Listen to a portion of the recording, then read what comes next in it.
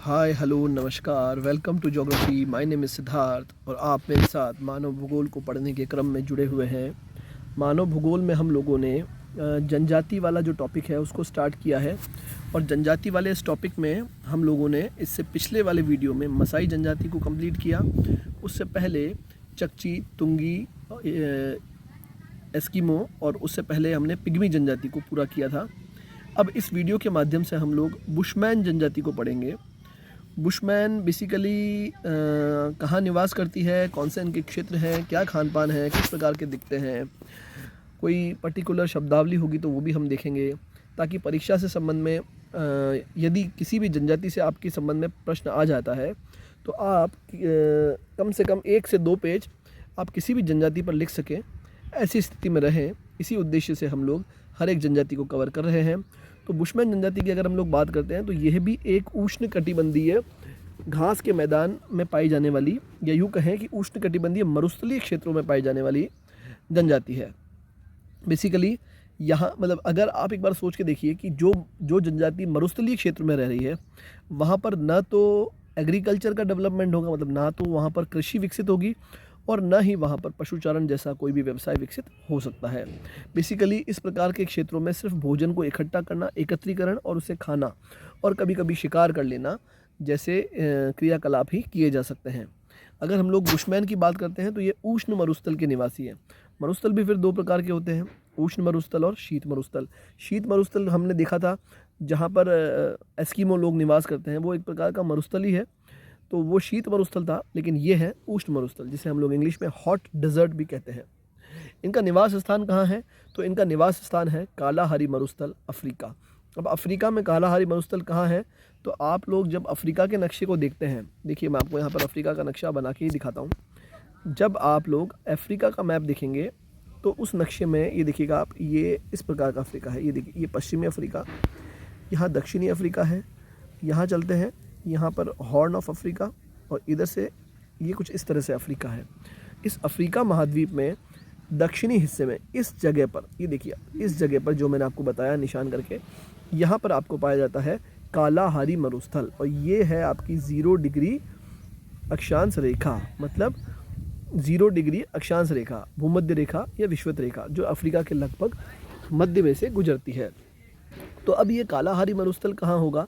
तो कालाहारी मरुस्थल जो है वो 0 डिग्री अक्षांश के दक्षिण में अवस्थित है। ये बात क्लियर है? मतलब वो उत्तरी गोलार्ध में हुआ या दक्षिणी गोलार्ध में हुआ? वो दक्षिणी गोलार्ध में हुआ। मतलब उत्तरी गोलार्ध में जो जलवायुविक विशेषताएं पाई जाती है वो दक्षिणी गोलार्ध में उसके विपरीत पाई जाएगी। मतलब जब हमारे यहाँ पर गर्मी होती है जून जुलाई के महीने में, तब वहाँ सर्दी होती है। जब हमारे यहाँ दिसंबर जनवरी में सर्दी होती है तब वहाँ गर्मी होती है। मतलब जस्ट अपोजिट होता है हमेशा दक्षिणी गोलार्ध में। ये आप स्पष्ट रूप से ये आप ऑस्ट्रेलिया के संदर्भ में देख सकते हैं, क्योंकि ऑस्ट्रेलिया पूरी तरह से दक्षिणी गोलार्ध में है। तो वहाँ पर जलवायु का जो ये क्रम है या मौसम का जो ये क्रम है, हम जो उत्तरी गोलार्ध में रहने वाले निवासी हैं उसके विपरीत पाया जाता है। तो चूँकि ये कालाहारी मरुस्थल अफ्रीका के दक्षिणी हिस्से में है, तो यहाँ पर भी, या यूँ कहें कि 0 डिग्री से दक्षिण में है, तो यहाँ पर भी सर्दी गर्मी के मौसम में इस प्रकार का अंतर आएगा। कंफ्यूज ना होइएगा, ये बात है। तो अब आई होप आपको कम से कम ये चीज़ समझ में आ गई होगी। एटलस खोलिए, अफ्रीका का नक्शा खोलिए। अफ्रीका के नक्शे में भौतिक नक्शा और राजनीतिक जो मैप है दोनों एक साथ खोल के रखिए। प्राकृतिक नक्शे के अंदर आप देखिए दक्षिण में आपको कालाहारी मरुस्थल मिलेगा, और वहीं राजनीतिक नक्शे में आप उसे देखिएगा कि कौन कौन से देश इसके अंदर शामिल हैं। अभी हम लोग बात करते हैं तो साउथ अफ्रीका, या यूँ कहें दक्षिणी अफ्रीका का जो दक्षिणी भाग है, वहाँ के कालाहारी मरुस्थल में बुशमैन जनजाति रहती है, जो मुख्य रूप से आखेटक है, मतलब हंटर है, मतलब वो शिकार करते हैं। कुछ शताब्दियों पूर्व तक ये लोग काफ़ी अधिक संख्या में निवास करते थे और काफ़ी बड़े विस्तृत भूभाग में, जैसे वुट्सो लैंड है, नेटाल क्षेत्र, ये सब साउथ अफ्रीका के क्षेत्र है। दक्षिणी रोडेशिया, उत्तरी रोडेशिया और दक्षिणी रोडेशिया, ये किसी देश के पुराने नाम हैं। इनके नए नाम हो गए जायरे और जिम्बाब्वे। और फिर हम लोग बात करें टेंगानिका और पूर्वी अफ्रीका। वर्तमान में अगर हम लोग देखें तो बोत्सवाना से लेकर के मालावी से लेकर के, साउथ अफ्रीका से लेकर के जायरे, जिम्बाब्वे, जाम्बिया और इन क्षेत्रों में ये निवास करते हैं। जायरे में निवास नहीं करेंगे, बाकी अन्य क्षेत्रों में इनका निवास स्थान है। इन सभी देशों को आप एटलस में देखिएगा, वरना ऐसे तो आप सिर्फ सुनेंगे और फिर भूल जाएंगे कुछ दिनों बाद। तो आप लोग इसे सुनिए, परंतु उसको साथ साथ एटलस में देखेंगे तो आपके दिमाग में ये सारे के सारे मैप छपते जाएंगे और चीज़ें आप भूलेंगे नहीं। बेसिकली ये लोग निग्रो प्रजाति के हैं, निग्रो नेग्रिटो टाइप के ही ये लोग हैं। और कभी कभार इनके क्षेत्रों में अन्य निग्रो कृषक लोग जब घुस जाया करते थे तो ये एक जगह से दूसरी जगह स्थानांतरित हो जाया करते थे। बेसिकली ये लोग भी कभी एक जगह स्थायी मकान नहीं बनाते हैं, क्योंकि इनके पास भोजन के जो साधन है वो कभी स्थायी नहीं है। तो जैसे जैसे इनके भोजन के साधन की कमी पड़ती है वो इधर से उधर शिफ्ट करते रहते हैं। जैसे अन्य अगर हम लोग जनजातियों की बात करें, जैसे बांटू हो गया, निग्रो हो गया, हंटेंटोट हो गया, ये सभी निग्रो प्रजातियां हैं। और इनके आक्रमण से ये जो जनजाति है ये धीरे धीरे दक्षिण की ओर सरकती गई। फिर आगे यूरोपियन जो अटैक्स हुए हैं, यूरोपीय जो लोगों के द्वारा आक्रमण हुए हैं, उनके द्वारा भी अब इनकी संख्या दिन प्रतिदिन घटती जा रही है। लगभग 10,000 से भी ये कम बचे हैं। अगर इनका अक्षांशीय विस्तार अगर हम लोग देखें तो 18 डिग्री दक्षिणी अक्षांश से 24 डिग्री दक्षिणी अक्षांश तक बेचुआना लैंड इस क्षेत्र को कहते हैं। यहाँ पर इनका मुख्य निवास स्थान है। अगर यहाँ पर हम लोग रिवर की बात करें तो ओकोवांगो नदी बहुत इंपॉर्टेंट नदी है। इस मैप में आप देखिएगा, नाइजर, ये देखिए आप, ये जो मैं ब्लू वाला आपको बना रहा हूँ, निगामी लेक है, वहाँ पर ये ओकोवांगो नदी है। और ये ओकोवांगो नदी जाकर के कौन से सागर में गिरती है, आप ये भी मुझे एटलस में देख करके बताइएगा। तो ओकोवांगो रिवर है और इसी के साथ में एक निगामी रिवर है, नियागामी भी कहते हैं इसे, और लिम्पोपो नदी ये रही, लिम्पोपो नदी ये रही। आप लोग देखिएगा, क्या ये जो रिवर्स है ये किसी पर्टिकुलर अक्षांश को काट रही है, किसी मुख्य अक्षांश को काटती है। ये 23.5 डिग्री दक्षिणी अक्षांश, जिसे हम लोग मकर रेखा कहते हैं, लिम्पोपो नदी उसको काटती है। इन क्षेत्रों में बुशमैन जनजाति का मुख्य रूप से निवास है, छितराए हुए रहते हैं और एक जगह पर स्थायी निवास इनके नहीं होते हैं। और सामान्य रूप से इस जगह की जो औसत ऊंचाई लगभग 300 से 400 मीटर के आसपास पाई जाती है। और इस प्रदेश की जो जलवायु है वो उष्ण कटिबंधीय मरुस्थलीय प्रकार की जलवायु, जैसे मैंने आपको बताया हॉट डेजर्ट वाले जो क्षेत्र हैं उनमें ये लोग निवास करते हैं। तो उष्ण कटिबंधीय मरुस्थलीय जलवायु है ये, जहाँ पर तापमान वर्ष भर ऊंचा रहता है। आई बात समझ में? हमेशा जो उष्ण कटिबंधीय मरुस्थल होगी वहाँ पे वर्ष भर टेम्परेचर हाई रहता है, वर्षा बिल्कुल न्यून होती है। मतलब टेम्परेचर ज़्यादा तो वाष्पीकरण ज़्यादा, परंतु वर्षा की कमी, इसलिए मरुस्थल बन जाते हैं। दिन के समय हाई टेम्परेचर और रात के समय उतना ही लो टेम्परेचर, ये उष्णकटिबंधीय मरुस्थलों की विशेषता होती है। सबसे गर्म महीना यहाँ पे जनवरी का होता है, जैसा कि मैंने आपको इंट्रोडक्शन में बताया, अपोजिट होता है उत्तरी गोलार्ध के, जब तापमान लगभग 30 से 33 डिग्री, कई बार 40 डिग्री तक भी जाता है। और सबसे ठंडा महीना यहाँ पे जुलाई का होता है, जब तापमान 22 डिग्री और कई जगह 18 डिग्री से भी कम में जाता है। मरुस्थलीय क्षेत्र में रात्रि में तो अगर ग्रीष्म ऋतु हो अथवा शीत ऋतु हो, रात्रि में यहाँ पर सर्दी पड़ती है, क्योंकि रेडिएशन सीधी आसमान में जाती है। उसको रोकने के लिए जलवाष्प और पेड़ पौधे और ये सब चीज़ें नहीं होते हैं। वर्षा की बात करें तो कहीं कहीं 50 से 80 भी मिल जाता है, तो कहीं कहीं 50 से कम और 25 के आसपास भी हमें वर्षा देखने को मिलती है। वर्षा केवल 3 महीनों में होती है, दिसंबर से लेकर के फरवरी तक यहाँ पर वर्षा होती है। तो मैं आपको इस चैप्टर के स्टार्टिंग में इंट्रोडक्शन में इसीलिए कहा था कि आप अपने वाले मौसम को इनसे तुलना न कीजिएगा। यहाँ मौसम थोड़े से अपोजिट होते हैं, क्योंकि ये दक्षिणी गोलार्ध में है, 0 डिग्री के दक्षिण में अवस्थित होने के कारण। अब हम लोग देखते हैं कि प्राकृतिक वनस्पति में वर्षा काल में घास और कांटेदार झाड़ियाँ यहाँ पर उगती है, बबूल, कीकर, बोर के पेड़ और इस प्रकार की जो हमें यहाँ पर भी पश्चिमी राजस्थान में देखने को मिलती है, उसी प्रकार के मरुस्थलीय वनस्पतियाँ यहाँ पर देखने को मिलती है। जल बहुत कम है यहाँ पर, प्लाया झीलें ज़रूर देखने को मिलती है। प्लाया झीलें क्या है? प्लाया झीलें ऐसी होती है कि कुछ ऐसे ताल होते हैं जहाँ पर वर्षा का पानी जम जाता है, मतलब भर जाता है। जब वो पानी सूखता है तो चूँकि वहाँ की लैंड में और मृदा में वहाँ पे लवण है, तो सूखता है जैसे जैसे पानी, तो वहाँ पे एक नमक की पपड़ी बन जाती है। तो इस प्रकार की खारे पानी की जो झील है ये प्लाया झील कहते हैं इसे। नमकीन पानी होता है इनका और लास्ट में यहाँ पे नमक मिलता है। और अगर हम लोग बात करें कि कहीं कहीं पर जहाँ पर रिवर्स भी ज़्यादा फ्लो कर रही है और वर्षा काल में पानी भी ज़्यादा आ रहा है, तो वहाँ पर मच्छर ज़्यादा होंगे, मलेरिया, ज्वार, पेचेस और इस प्रकार के रोग भी यहाँ पर फैलते हैं, निमोनिया वगैरह आदि। अगर हम लोग बात करते हैं तो आखेटक की बात करें, क्योंकि हमने बात करी थी कि ये लोग मुख्य रूप से आखेटक लोग हैं, हंटर लोग हैं, शिकारी लोग हैं। तो ये विशेषकर जो ओकोवांगो का जो दलदल है, ओकोवांगो जो रिवर बहती है उसके आसपास जो दलदल बनता है, निगामी जो झील है, इस क्षेत्र के अंदर ये लोग विशेष रूप से जब यहाँ पर जो अन्य जंतु है पानी पीने के लिए आते हैं, या फिर जो यहाँ पर जो चारा मिलता है उसे खाने के लिए आते हैं, तो ये यहाँ पर बेसिकली हिरण, जंगली बकरी हो गई और इस प्रकार के जो जानवर हैं जो वहाँ पर ज़ेब्रा, जिराफ और जो वहाँ पर पाए जाते हैं, इनका ये लोग शिकार करते हैं।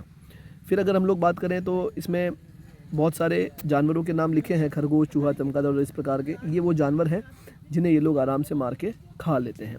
अगर भोजन की बात करते हैं तो पशु पक्षियों से लेकर के, मछली से लेकर के, जंगली वनस्पति से लेके, कंद फूल से लेके सब कुछ ये लोग खाते हैं। बहुत चतुर शिकारी होते हैं और इनका सिर्फ एक ही काम होता है, शिकार करना। और आप ये देखिएगा कि ये लोग इतने तगड़े शिकारी होते हैं और इतने ज़्यादा एक्टिव होते हैं बॉडी से भी, कि ये किसी जानवर को घायल करके जब उसे भगाते हैं तो 40 से 50 किलोमीटर तक उसका पीछा करते हैं और उसे घेर कर मारते हैं। तो ये है बेसिकली। और स्त्रियां बेसिकली यहाँ पर कंद मूल, बेर, कीड़े मकोड़े ये सब इकट्ठा करने का काम करती है। ये भी इनके भोजन का एक हिस्सा है। अगर छोटे जंतुओं की बात करें तो मेंढक, कछुए, गिरगिट, छिपकली आदि ये सब इनके भोजन का हिस्सा होते हैं। जंगली तरबूज जो है वो सामा जो झील है उसके आसपास वो ये सब चीज़ें मिलती है। अब इनके खाने पीने में कोई ऐसा विशेष पर्टिकुलर कोई शब्दावली नहीं है जिसकी हम लोगों को बात करनी चाहिए। आप इसे पढ़ सकते हैं। इनके खाने की अगर हम लोग बात करें तो बेसिकली ये सर्वभक्षी है, मतलब सब कुछ खाते हैं, ओमनिवोरस कहते हैं ना। और ये खाना भी बड़ी मात्रा में खाते हैं, एक बार में इतना खा लेंगे बिल्कुल जैसे ठूस के। और जब इन्हें खाना नहीं मिलेगा, जब अकाल सूखा पड़ता है, तब ये कई दिनों तक भूखे भी रहते हैं। और भूखे इस तरह से रहते हैं कि जो कपड़ा इन्होंने चमड़ा ओढ़ रखा है उसे भी चबाना पड़ता है इन्हें। इतने मतलब ये लोग कई बार कुपोषण में भी रहते हैं। और कई बार जब खाना मिलता है तो खाने को संचित करने की प्रवृत्ति नहीं है कि खाने को बचा के रखें फिर कभी खाएं, एक तो ये प्रवृत्ति भी नहीं है। दूसरा यहाँ पर ऐसा टेम्परेचर भी नहीं है, जलवायु भी नहीं, क्योंकि यहाँ पर शुष्कता ज़्यादा है, उष्णता ज़्यादा है, गर्मी ज़्यादा है। तो मांस और जो भी ये लोग खाना खाते हैं वो ख़राब होने के चांस ज़्यादा रहते हैं। जब हम लोग बात करते हैं अगस्त का जो समय आता है, इस समय में जब जल पूरा सूख जाता है, जब ठंड का समय है, तब सामा मतलब होता है वहाँ का तरबूज, और कुछ गांठेदार जड़ें होती है किसी पौधे की, जैसे बी है, गा है, ये सब ये लोग खाते हैं। तो ये नाम थोड़े से आप लोग याद रखिएगा। वस्त्रों की बात करें तो बहुत कम वस्त्र पहनेंगे, क्योंकि गर्मी है, क्योंकि शुष्कता है, क्योंकि धूप है, तो वस्त्र कम पहनते हैं। जो भी इन्हें चमड़ा वगैरह जो भी इनको आसपास मिल जाता है, खाल, चमड़ा, वही सब चीज़ें ये लपेट करके रखते हैं। झोपड़ियाँ बेसिकली अस्थायी प्रकार की सूखी घासों से बनी हुई होती है, जिसमें ये रात को ठंड से बचते हैं और दिन में तेज़ धूप से बचते हैं। ये लोग स्थायी निवास नहीं बनाते हैं, क्योंकि भोजन का और कहीं पर भी निवास करने का कोई स्थायी कारण इनके पास नहीं होता है। बेसिकली एक गांव में जो इनका एक दल होगा उसमें 8 से 10 झोपड़ियाँ होती है, जिसमें 20 से 30-40 लोग भी वहाँ पर निवास करते हैं। शस्त्रों की बात करें तो तीर, कमान, लाठी, चाकू जो भी ये लोकल लेवल पे बना सकते हैं, चाहे वो पत्थर का है चाहे लकड़ी का, आदि ये लोग बनाते हैं। कोई स्पेसिफाई कोई जैसे हम लोगों ने एस्किमो में हार्पून देखा था, ऐसी कोई स्पेसिफाई शब्दावली नहीं है। नोक वाला, चाहे वो हड्डी से बने, लोहे से बने, चाहे लकड़ी से बने, पत्थर से बने, इस प्रकार के वो हथियार बना लेते हैं। अगर हम लोग सामाजिक व्यवस्था की बात करें तो सामाजिक व्यवस्था यहाँ पर भी आदिमकालीन है और एक वर्ग में प्राय 20 व्यक्ति के आसपास लोग रहते हैं। तो और इनके समाज में भूत प्रेतों को मतलब ये लोग ज़्यादा मानते हैं, जादू टोना भी ये लोग ज़्यादा करते हैं। और बेसिकली जब ये शिकार करने जाते हैं तो जिस जानवर का इनको शिकार करना है उस जानवर की राख को मुंह पे लगा करके जाते हैं, ऐसा इनका एक ट्रेडिशन है। और कोई ख़ास जटिल सामाजिक व्यवस्था इनमें नहीं पाई जाती है। अब अगर हम लोग कुछ फ़ोटोग्राफ्स देख लें, जैसा कि हम लोग देखते आए हैं हर बार हर जनजाति में, तो ये बुशमैन के घर हैं। सबसे पहले तो आप इस फ़ोटोग्राफ में ध्यान से देखिए ज़मीन कैसी है। तो ज़मीन है मरुस्थलीय मृदा है, देखिए आप यहाँ पर फर्श पर। इस एक फ़ोटोग्राफ में आपको 3-4 चीज़ें दिखने को मिल जाएगी। एक तो इनका घर जो कि पूरी तरह से अस्थायी है, घास का बना हुआ है, मुख्यतः रात को और दिन की तेज़ धूप में बचने के काम आता है। आप यहाँ पर आसपास की वनस्पतियाँ देखिए, कटीली झाड़ियाँ हैं, कोई सघन घने हरे लंबे चौड़े कोई पेड़ नहीं है। ज़मीन देखिए, पता चल जाएगा कि मरुस्थल है। ये है बुशमैन, मुख्यतः निग्रो प्रकार के लोग हैं। बाल देखिए घुंघराले, लच्छेदार, छल्लेदार बाल हैं इनके।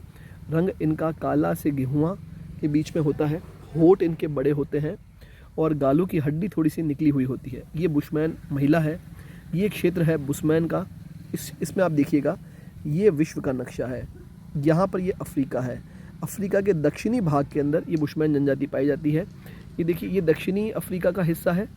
ये देखिए, ये जो रेड वाला जो एरिया है, डार्क रेड, ये वाला क्षेत्र बुशमैन जनजाति का मुख्यतः क्षेत्र पाया जाता है। ये देखिए छोटे छोटे बच्चे और पूरा जो परिवार है, ये है बुशमैन जनजाति की फैमिली। अब आप पहचान पाएंगे कि हम लोग किस जनजाति की बात कर रहे हैं, कैसा इनका शारीरिक ढांचा है, लक्षण है। अगर हम लोग बात करें तो ये देखिए, ये कुछ वृद्ध महिलाएं हैं कुछ, और ये बुशमैन लोग हैं। मुख्य रूप से इनमें कुपोषण सबसे ज़्यादा पाया जाता है। तो ये था बुशमैन जनजाति। मिलते हैं नेक्स्ट वीडियो में। Thank you very much.